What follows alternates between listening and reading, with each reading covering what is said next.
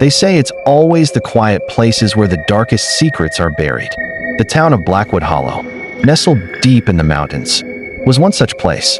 Peaceful, isolated, but lurking at its edge, hidden beneath tangled vines and the weight of forgotten years, stood Hollow Manor, a house with a dark history no one dared speak of.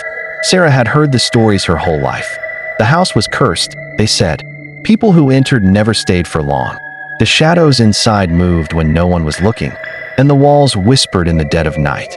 But Sarah, practical and skeptical, never gave such tales a second thought. Not until she stepped inside. Not until she learned the truth. And by then, it was too late. At 23, Sarah Whitmore was full of wanderlust, eager to begin her new life as a local historian. She had always been fascinated by the past, by the stories hidden in old houses, forgotten letters, and lost relics. When she was offered a job cataloging Blackwood Hollow's town records, she accepted without hesitation. It wasn't long before she came across the name Blackwood Estate, later known as Hollow Manor. Every record she found hinted at tragedy.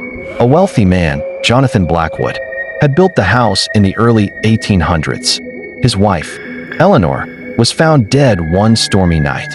His daughter, Margaret, disappeared without a trace.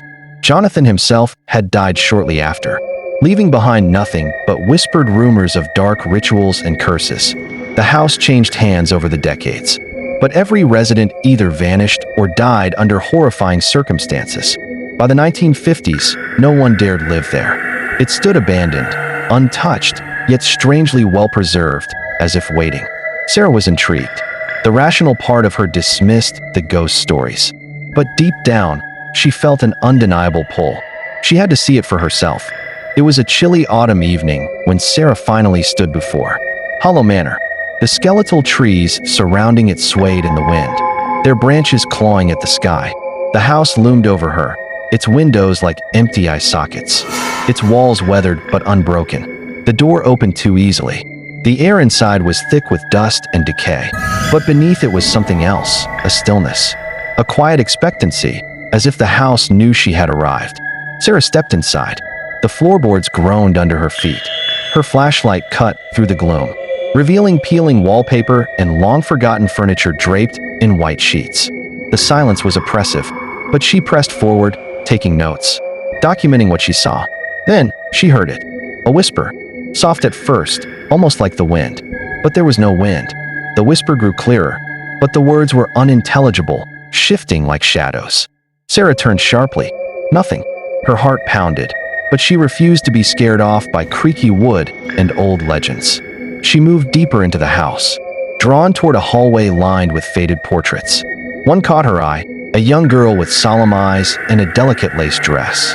The plaque beneath it read, Margaret Blackwood, 1835 to 1847. Sarah swallowed hard. Margaret had disappeared at 12 years old, yet the painting's eyes seemed to follow her, pleading. She turned away, only to hear something softly scraping against the walls.